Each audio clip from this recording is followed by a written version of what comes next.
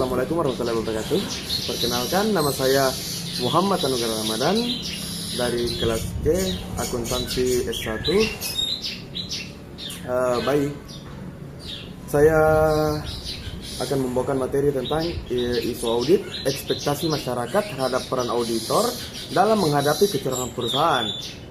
Baik, yang pertama itu kenapa saya mengambil materi ini, karena sekarang masyarakat itu skeptis atau agak takutlah kepada auditor karena seringnya muncul di berita tentang kecurangan auditor. Ya, baik, ada beberapa poin yang akan saya jelaskan dalam materi ini. Yang pertama itu audit expectation gap atau kesenjangan harapan. Masyarakat sering beranggapan bahwa auditor bertanggung jawab menemukan seluruh bentuk kecurangan.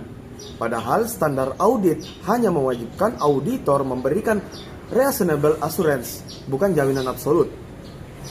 Dan investor dan publik berharap auditor bertindak seperti detektif, sementara auditor bekerja berdasarkan pengujian sampel dan penilaian risiko.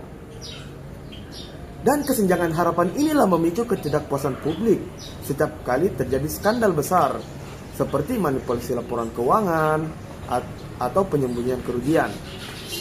Baik, yang kedua itu tanggung jawab auditor terhadap fraud.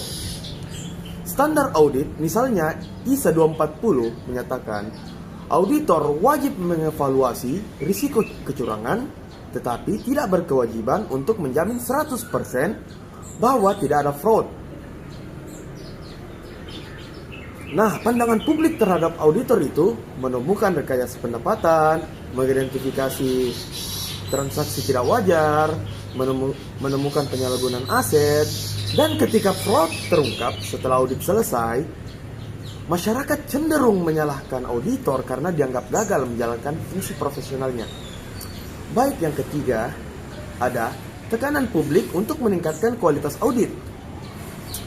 Kasus-kasus seperti penggelembungan aset, window dressing, hingga korupsi internal menekan auditor untuk melakukan yang pertama itu prosedur audit yang lebih mendalam. Penggunaan teknologi audit seperti data analistik, AI, continuous auditing. Yang ketiga ada peningkatan skeptisisme profesional. Dan publik mengharapkan auditor lebih agresif dalam menguji transaksi dengan pihak berelasi, akun yang rawan manipulasi, dan kelangsungan usaha atau going concern. Baik, materi yang keempat itu ada independensi auditor. Dipertanyakan. Nah, masyarakat sering mempertanyakan apakah auditor benar-benar independen ketika menerima fee yang besar dari klien, mengaudit kliennya sama bertahun-tahun, memiliki hubungan non-audit seperti jasa konsultasi. Nah, isu ini menjadi alasan publik meragukan efektivitas auditor dalam menemukan fraud. Yang kelima ada transparansi dan komunikasi audit. Banyak pihak menginginkan auditor lebih transparan dalam menjelaskan risiko fraud yang diidentifikasi, area audit yang paling kritis dalam KIM, yaitu Key Audit Matera, tingkat keyakinan auditor. Namun, auditor sering membatasi penjelasan karena aturan kerahasiaan dan tanggung jawab hukum. Baik, yang keenam itu perkembangan regulasi. Skandal perusahaan memicu tuntutan untuk memperketat standar audit, memperkuat pengawasan oleh regulasi, yaitu IIJ, OJK, PCAOB untuk luar negeri, meningkatkan rotasi auditor, memperluas ruang lingkup audit forensik. Nah, masyarakat berharap auditor memiliki peran lebih besar dalam pencegahan fraud, bukan hanya mendeteksi setelah kejadian. Dan yang ketujuh atau yang terakhir, kebutuhan audit forensik, yaitu meningkatnya kasus fraud membuat masyarakat menuntut auditor untuk menguasai audit forensik. Namun, audit forensik berbeda dengan audit laporan keuangan karena memerlukan investigasi mendalam, pembuktian hukum, analisis pola dan motif.